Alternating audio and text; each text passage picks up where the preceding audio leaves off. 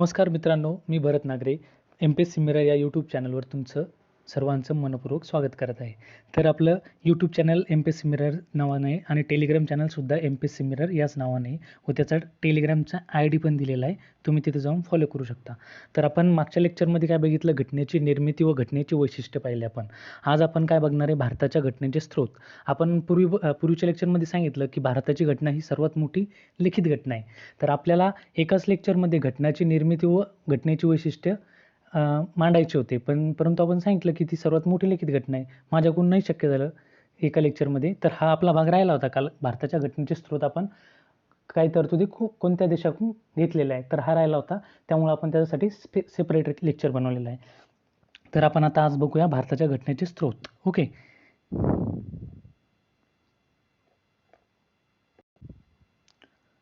सर्वप्रथम तर आपण 1935च्या ॲक्टनं आपण काय काय घेतलं हे बघूयात. तर 1935चा ॲक्ट, तर यात घटनेचा जवळपास आपण 75% भाग, घटनेचा जवळपास 75% भाग आपण हा 1935च्या ॲक्टने घेतलेला आहे. तर त्यामध्ये सर्वप्रथम संघराज्य योजना म्हणजे संघराज्याची तरतूद ही आपण 1935च्या कायद्याने घेतली होती. तर आपल्याला आपण बघितलं की संघराज्य म्हटल्यावर आपल्याला काय आठवलं पाहिजे, संघराज्य म्हटलं तर अधिकारांची विभागणी झालेली असती, सत्तेचं विकेंद्रीकरण झालेलं असतं केंद्र आणि राज्यामध्ये. ओके. त्यानंतर न्यायव्यवस्था. तर न्यायव्यवस्थासुद्धा आपण 1935च्या ॲक्टनेच सुरुवात झाली होती न्यायव्यवस्थेची. म्हणजे तर 1935च्या ॲक्टनुसार 1937ला फेडरल कोर्टची स्थापना झाली होती व फेडरल कोर्टची स्थापना म्हणजे आपण एकात्म न्यायव्यवस्थेचा स्वीकार केला होता आणि त्या फेडरल कोर्टचंच रूपांतर सुप्रीम कोर्टमध्ये झालं. तर ती तारीख केव्हा, 28 जानेवारी 1950ला सुप्रीम कोर्टमध्ये रूपांतर झालं फेडरल कोर्टचं. ओके. त्यानंतर लोकसेवा आयोग. तर लोकसेवा आयोगसुद्धा 1935च्या ॲक्टनेच स्थापन झाला होता. UPSCच म्हणतो आपण त्याला, नाही का. त्यानंतर प्रशासकीय तपशील महत्त्वाचं आहे, यावर विचारलं नाही पण येऊ शकतं. तर प्रशासकीय तपशीलसुद्धा आपण 1935च्या कायद्यातूनच घेतलं आहे. आणीबाणीच्या तरतुदी. तर आणीबाणीच्या तरतुदीसुद्धा 1935च्या कायद्याने. त्यानंतर राज्यपालाचे पद. तर इथं लक्षात ठेवायचं काय, राज्यपालाचे पद विचारलं तर 1935च्या कायद्यानं, आणि राज्यपाल केंद्राचा प्रतिनिधी म्हणून जर नेमणूक विचारली तर ती आपण कॅनडाकडून घेतली. ओके. आणि जर USA मध्ये बघितलं आपण तर USA मध्ये राज्यपालसाठी इलेक्शन होतं. तसं आपल्या इथं होतं का? नाही. आपल्या इथं इलेक्शन होत नाही. आणि जर आपण कच्चा मसुदा बघितला समजा घटनेचा, जो की BN राव यांनी मांडलेला होता, तर आपल्या कच्च्या मसुद्यात सांगितलं होतं की राज्यपालांसाठी इलेक्शन झालं पाहिजे. परंतु जेव्हा आपण मूळ घटना स्वीकारली त्यावेळेस आपण काय म्हटलं, तर आपण कॅनडाची पद्धत घेतली, जिथे की राज्यपाल हा केंद्राचा प्रतिनिधी म्हणून नेमणूक केलेली असते. तर आता सध्या आपल्या इथं काय होतं, त्याचं नामनिर्देशन होतं केंद्राकडून. ओके. त्यानंतर आपण हे बघितलं घटनेचा 75% भाग हा सुद्धा म्हणजे जवळपास 75% भाग आपण 1935च्या कायद्यानं घेतला आहे. ओके. त्यानंतर ब्रिटन. तर ब्रिटनकडून काय काय घेतलं, तर संसदीय शासनव्यवस्था आपण कोणाकडून घेतली, ब्रिटनकडून. आपण मागच्या लेक्चरमध्ये बघितलं की संसदीय शासनव्यवस्था म्हणजे काय, कायदेमंडळ व कार्यकारी मंडळ यांच्यात समन्वय व सहकार्य झालेलं असतं. तसं USA मध्ये असतं का, तर नाही. आपण हे कोणाकडून घेतलेलं आहे, UK मधून घेतलेलं आहे. नंतर कॅबिनेट व्यवस्था. तर कॅबिनेट व्यवस्थासुद्धा ब्रिटनकडून घेतलेली आहे. द्विगृही संसद. तर ब्रिटनमध्ये कसं, वरिष्ठ गृहाला आपण हाऊस ऑफ लॉर्ड्स म्हणतो आणि कनिष्ठ गृहाला हाऊस ऑफ कॉमन्स म्हणतो.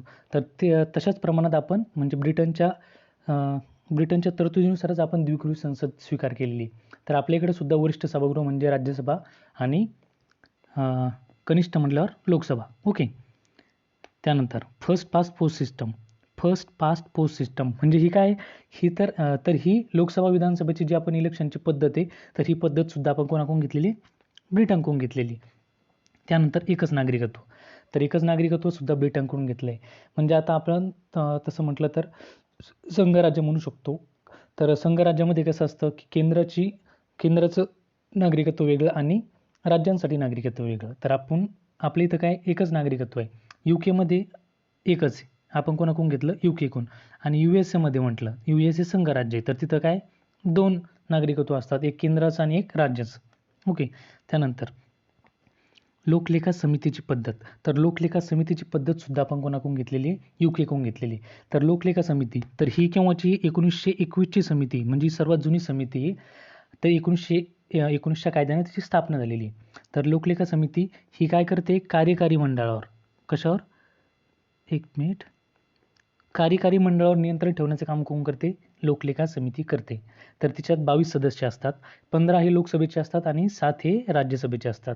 आणि कॅग तर कॅगला तसं पाहिलं तर या समितीचे कानडोळे म्हणतात, तसेच मित्र, मार्गदर्शक व तत्त्वज्ञ सुद्धा म्हणतात. त्यानंतर कॅगचं कार्यालय, तर कॅगचं कार्यालय सुद्धा आपण कोणाकडून घेतलेलं आहे? ब्रिटनकडून घेतलेलं आहे. कायद्याचे राज्य, कायद्याचे राज्य सुद्धा ब्रिटनकडून घेतलं आहे. त्यानंतर हा प्रश्न आलेला आहे पूर्वी, परत येऊ शकतो, महत्त्वाचा आहे. तर कायद्याचे राज्य या तत्वाचे जनक कोण विचारले होते? तर हे कोणी? सर एडवर्ड कॉक हे कायद्याचे राज्य या तत्वाचे जनक मानले जातात. त्यानंतर कायदा करण्याची पद्धत, तर कायदा करण्याची पद्धत ही कोणाकडून घेतलेली? युकेकडून घेतलेली, म्हणजे ब्रिटनकडून घेतलेली. आणि जर असं विचारलं की कायद्याने प्रस्थापित पद्धत, तर प्रस्थापित पद्धत विचारलं तर ती कोणाकडून घेतलेली? जपानकडून. हे लक्षात ठेवायचं, इथं कन्फ्यूज होऊ शकतं. ओके, कायदा करण्याची पद्धत म्हणलं तर ब्रिटन आणि कायद्याने प्रस्थापित पद्धत म्हणलं तर जपान. त्यानंतर संसदीय विशेषाधिकार, तर संसदीय विशेषाधिकार 105 कलमात सांगितलेले, तर ते सुद्धा आपण कोणाकडून घेतलेले? ब्रिटनकडून घेतलेले. ओके. त्यानंतर अमेरिका, तर अमेरिकेकडून काय काय घेतलं आता बघूया. तर प्रस्तावनाची सुरुवात कोणत्या शब्दानं होती? आम्ही भारताचे लोक. तर आम्ही भारताचे लोक हा आपण, एक मिनिट, आम्ही भारताचे लोक या शब्दानं आपल्या प्रस्तावनेची सुरुवात होती. तर हा शब्द आपण कुठून घेतलेला आहे? अमेरिकेकडून. म्हणजे तसं पाहिलं तर प्रस्तावना ही संकल्पनाच मुळात आपण अमेरिकेकडून स्वीकारलेली आहे. म्हणजे अमेरिका या संघराज्यात सर्वप्रथम प्रस्तावना मांडली होती. ओके. त्यानंतर मूलभूत हक्क, तर मूलभूत हक्क भाग 3 मध्ये ॲड केलेले. तर आपण मूलभूत हक्क सुद्धा कोणाकडून घेतलेले? अमेरिकेकडून घेतलेले. तर मूलभूत हक्क भाग 3 हा घटनेचा सर्वात विस्तृत भाग आहे. ओके. तर त्यातले जे अधिकार भेटलेले आपल्याला ते अमर्याद नसून गुणात्मक आहे. म्हणजे त्याच्यावर बंधने असतात. म्हणजे ते निरंकुश असतात का? नाही, त्याच्यावर बंधने असतात. त्यानंतर उपराष्ट्रपती हे पदसुद्धा आपण अमेरिकेकडून घेतलेलं आहे. त्यानंतर न्यायव्यवस्थेचे स्वातंत्र्य, तर न्यायव्यवस्थेचे स्वातंत्र्य सुद्धा कोणाकडून घेतलं आहे? अमेरिकेकडून. त्यानंतर न्यायिक पुनर्विलोकन, तर न्यायिक पुनर्विलोकन कोणाकडून? USA कडून घेतलं, बरोबर.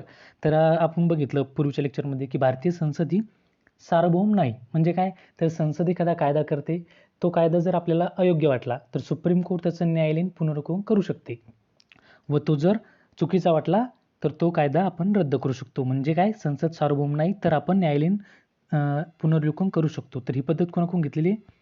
USA कडून घेतलेली. ओके. त्यानंतर कलम 61, तर कलम 61 मध्ये काय सांगितलं आहे? महाभियोगाची पद्धत. म्हणजे काय? राष्ट्रपतीला पदावरून दूर करण्याची पद्धत ही कलम 61 मध्ये सांगितलेली.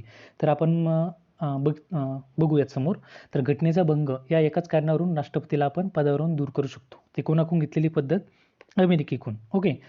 तर ते कलम 61 मध्ये सांगितलेली महाभियोगाची पद्धत. पण जर असं विचारलं आयोगानं की महाभियोगाची तरतूद कोणत्या कलमात आहे, तर तरतूद जर विचारलं तर 56 मध्ये. कारण 56 मध्ये सांगितलं की घटनेचा भंग या कारणावरून आपण राष्ट्रपतीला पदावरून दूर करू शकतो. आणि जी पद्धत आहे पदावरून दूर करण्याची ती पद्धत 61 मध्ये सांगितलेली आहे आणि तरतूद 56 मध्ये सांगितलेली आहे. हे लक्षात घेणं गरजेचं आहे. त्यानंतर सुप्रीम कोर्ट आणि हायकोर्टच्या न्यायाधीशांना पदावरून दूर करण्याची पद्धत, तर ही सुद्धा आपण कोणाकडून घेतलेली? USA कडून घेतलेली आहे. त्यानंतर राष्ट्रपती हे सरसेनापती असेल. आपण समोर बघूयात राष्ट्रपती या टॉपिकमध्ये. तर कलम 53(2) मध्ये सांगितलेलं आहे की राष्ट्रपती हे आपले सरसेनापती असेल, संरक्षक दलाचे सरसेनापती असेल. तर ही तरतूद सुद्धा अमेरिकेकडून घेतलेली. त्यानंतर राष्ट्रपती व उपराष्ट्रपतीचे कार्य सुद्धा कोणाकडून घेतलेले? अमेरिकेकडून घेतलेले. ओके. त्यानंतर एक मिनिट.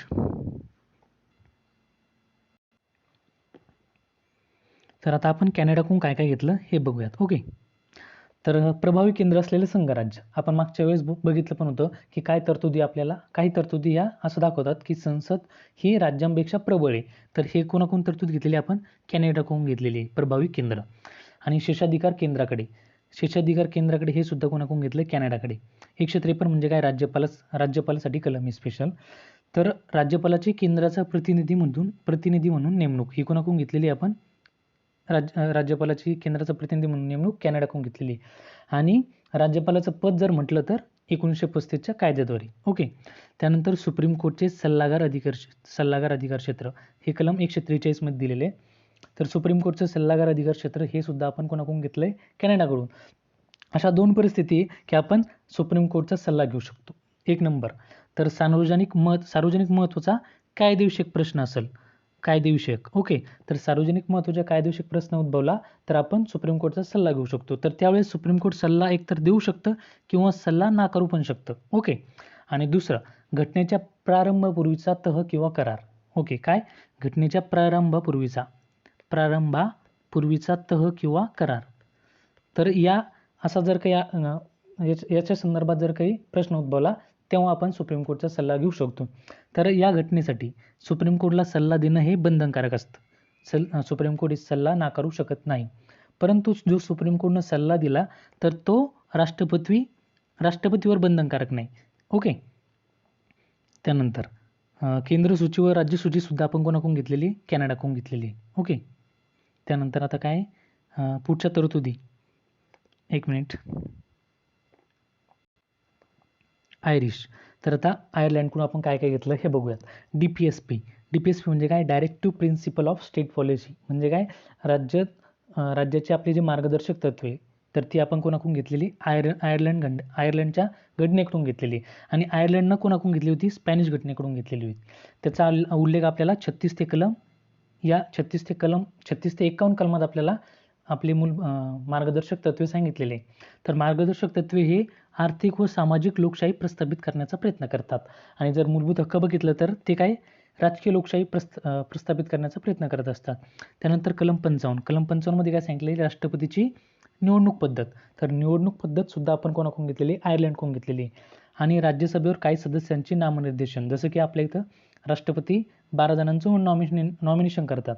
तर ही पद्धत कोणाकडून घेतलेली आपण, ही पद्धत सुद्धा आपण आयरिश घटनेकडून घेतलेली आहे. ओके. त्यानंतर आता आपण ऑस्ट्रेलियाकडून काय काय घेतलं हे बघूयात. तर समवर्ती सूची. तर समवर्ती सूचीतले जे विषय आहे तर ते आपण कोणाकडून घेतलेले, ऑस्ट्रेलियाकडून घेतलेले.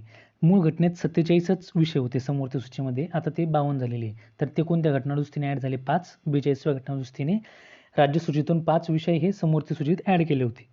त्यानंतर संयुक्त बैठक. तर संयुक्त बैठकसाठी कलम काय, 108. तर ही कोणाकडून घेतलेली, आपण ऑस्ट्रेलियाकडून घेतलेली. तर संयुक्त बैठक केव्हा बोलवतात, की जेव्हा एखादं साधे विधेयक आहे किंवा वित्तीय विधेयक आहे त्याबद्दल जर दोन्ही सभागृहामध्ये मतभेद झाले, म्हणजे कुठं, लोकसभा किंवा राज्यसभेमध्ये, तर त्यावेळेस आपण संयुक्त बैठक बोलू शकतो. तर ती कोण बोलवतात, ते राष्ट्रपती बोलवतात. आणि एक इथं लक्षात घेण्यासारखं काय, की हे जर मतभेद जर राज्य विधिमंडळात झाला, कुठे, राज्य विधिमंडळात म्हणजे विधानसभा, विधान परिषदेमध्ये, तर त्यावेळेस आपण राज्य विधिमंडळाच्या बाबतीत आपण संयुक्त बैठक बोलू शकतो का, नाही. ओके. आणि संयुक्त बैठकीचा अध्यक्ष. तर संयुक्त बैठकीचे अध्यक्ष हे कोण असतात, लोकसभा अध्यक्ष असतात. आणि ते जर उपस्थित नसलात तर कोण होतं, लोकसभेचं उपाध्यक्ष. आणि तेही नसले तर कोण असतं, राज्यसभेचा उपसभापती. आणि तेही नसले तर कोण, हजर असलेल्या सदस्यांनी निवडलेला कोणताही सदस्य त्या समितीचा अध्यक्ष असू शकतो. ओके. तर आतापर्यंत 3 वेळेस संयुक्त बैठक बनवण्यात आलेली होती. Dowry bill 1 number, dowry bill 1961. त्यानंतर बँकिंग सेवा आयोग 78चा आणि पोटा 2002चा. या 3 वेळेस संयुक्त बैठक बोलवण्यात आलेली होती. ओके. आणि व्यापार व वाणिज्याचे स्वातंत्र्य सुद्धा आपण कोणाकडून घेतलेले, ऑस्ट्रेलियाकडून घेतलेले. त्यानंतर आता काय बघू आपण, फ्रान्स. तर फ्रान्सकडून काय घेतलंय, तर गणराज्य. आपण सुरुवातीच्याच लेक्चरमध्ये बघितलं गणराज्य म्हणजे काय. तर गणराज्य म्हणजे काय, तिथला शासन प्रमुख हा वंशपरंपरागत नसतो, जसं की आपल्या इथं नाही, तसाच तो फ्रान्समध्ये नाही. तर आपण ही पद्धत कोणाकडून घेतली, फ्रान्सकडून घेतलेली आहे. तर तो विशिष्ट काळासाठी निवडला जातो शासन प्रमुख. आणि UK मध्ये जर बघितलं तर तो वंशपरंपरागत असतो. आपण ही पद्धत कोणाकडून घेतली, मग फ्रान्सकडून घेतली होती.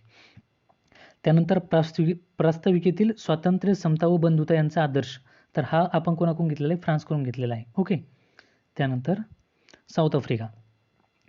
तर साऊथ आफ्रिकेकडून काय घेतलं, घटनादुरुस्ती पद्धत. ही कोणाकडून घेतली, साऊथ आफ्रिका. तर 368 कलम आहे, त्यात घटनादुरुस्तीची पद्धत सांगितलेली आहे. ओके. तर घटनादुरुस्ती 3 प्रकारे होऊ शकतात, साध्या बहुमताने किंवा विशेष बहुमत, किंवा विशेष बहुमत प्लस अर्ध्या राज्य विधिमंडळाची संमती सुद्धा लागते. त्यानंतर राज्यसभेच्या सदस्यांची निवडणूक. तर ही पण कोणाकडून घेतली आपण, साऊथ आफ्रिका. ओके. त्यानंतर रशिया. तर या घटकावर बऱ्याच वेळेस प्रश्न येतो, विचारणार. ओके. रशिया. तर रशियाकडून काय घेतलं आपण, मूलभूत कर्तव्य. ही संकल्पना कोणाकडून घेतली, रशिया. तर मूलभूत कर्तव्य जर पाहिलं तर तसंच सर्वप्रथम हे घटनेत होते का, नाही. तर ही 42व्या घटनादुरुस्तीनं ॲड केले, स्वर्णसिंह समितीच्या शिफारशीनुसार हे ॲड केले होते 42व्या घटनादुरुस्तीनुसार. ओके. 76ची घटनादुरुस्ती. तर आपण त्यासाठी कोणता भाग, 4A ह्या भागात ॲड केली होती मूलभूत कर्तव्य. आणि जर पाहिलं समाजवादी देशामध्ये, तर समाजवादी देशामध्ये फंडामेंटल राईट्स आणि फंडामेंटल ड्युटीज म्हणजे काय, मूलभूत हक्क आणि मूलभूत कर्तव्यांना समान किंवा सारखेच महत्त्व दिलेले. ओके. त्यानंतर प्रास्ताविकेतील सामाजिक, आर्थिक व राजकीय न्यायाचा आदर्श. तर न्यायाचा आदर्श सुद्धा कोणाकडून घेतलेला आहे? आपण रशियाकडून घेतलेला आहे. ओके. त्यानंतर आता एक ट्रिक सांगतोय तुम्हाला. एअर. एअर म्हणजे काय? हवा. एअर म्हणजे काय? हवा. तर ए फॉर काय? सुरुवातीला आपण काय बघूयात की म्हणजे मूलभूत हक्क, मार्गदर्शक तत्वे आणि मूलभूत कर्तव्य. तर याच्यासाठीचा भाग कोणकोणते? मूलभूत हक्क म्हटलं तर भाग 3, सॉरी एक मिनिट, मूलभूत हक्क भाग 3, त्यानंतर मार्गदर्शक तत्वे भाग 4 आणि मूलभूत कर्तव्य त्यासाठी भाग 4A हे कसे क्रमानं सांगितलेले. तर आता आपण कोणकोणत्या देशाकडून घेतले यासाठीची एक ट्रिक बनवलेली आहे, तर ती तुम्हाला थोडक्यात सांगतो मी. तर आपण सर्वप्रथम एअर हा शब्द तुम्हाला माहीतच असेल. एअर म्हणजे काय? हवा. एअर म्हणजे काय? एअर म्हणजे काय होतं? हवा होते. तर जे सुरुवातीचं ए, तर ए म्हणजे काय? अमेरिका. तर अमेरिकेकडून काय घेतलं आपण? Fundamental rights. फंडामेंटल राईट्स म्हणजे काय? मूलभूत हक्क. त्यानंतर काय असतं? आय. तर आय म्हणजे काय? आयर्लंड. आयर्लंडकडून काय घेतलं मग? DPSP. आपण बघितलं की नंतर काय येतं? मूलभूत हक्काच्या नंतरचा भाग DPSP म्हणजे काय? मार्गदर्शक तत्वे. तर आय म्हणजे आयर्लंड. आयर्लंडकडून काय घेतलं? DPSP. नंतर फंडामेंटल ड्युटीज DPSPच्या नंतर. एअरमधला शेवटचा आर. आर म्हणजे काय? रशिया. तर रशियाकडून काय घेतलं आपण? Fundamental duties. ओके, समजलं असेल तुम्हाला. तरी लक्षात ठेवू द्या एअर. एअर म्हणलं की अमेरिका, आयर्लंड, रशिया. मूलभूत हक्क, मार्गदर्शक तत्वे आणि फंडामेंटल ड्युटीज म्हणजे काय? मूलभूत कर्तव्य. ओके. त्यानंतर जपान. तर जपानकडून काय घेतलं आपण? कायद्याने प्रस्थापित पद्धत. कायद्याने प्रस्थापित पद्धत कोणाकडून घेतली? जपानकडून घेतलेली. आणि अगोदर सुरुवातीला बघितलं की कायदा करण्याची पद्धत. तर कायदा करण्याची पद्धत विचारलं तर कोणाकडून? ब्रिटनकडून. आणि प्रस्थापित पद्धत म्हटलं तर जपानकडून. ओके. त्यानंतर जर्मनी. तर जर्मनीकडून काय घेतलं आपण? आणीबाणी दरम्यान मूलभूत हक्क स्थगित होणे याची तरतूद. म्हणजे काय? आणीबाणी जेव्हा लागू होती तर त्यावेळेस आपले ते काही मूलभूत हक्क स्थगित केले जातात. तर ती ही तरतूद कोणाकडून घेतलेली? जर्मनीकडून घेतलेली. त्या जर्मनीच्या घटनेलाच आपण काय म्हणतो? वायमार घटना असं म्हणतो. ओके. तर म्हणजे आपण काय बघितलं? घटनेचे स्रोत बघितले आता. तर या घटकावर आपल्याला प्रत्येक पेपरला वारंवार प्रश्न आपल्याला या घटकावर बघायला भेटणार. त्यामुळं हे घटक आपण जे बघितले ते पाहणं खूप महत्त्वाचं ठरतं. ओके. तर MPSC मिरर या नावानं आपलं यूट्यूब चॅनल आहे, तसंच टेलिग्राम चॅनलसुद्धा आहे. मी तुम्हाला पूर्वीही बोललो. जर तुम्हाला आपले लेक्चर जर आवडले असेल तर तुम्ही तिथं जाऊन सबस्क्राईब करू शकता, फॉलो करू शकता. ओके. थँक्यू.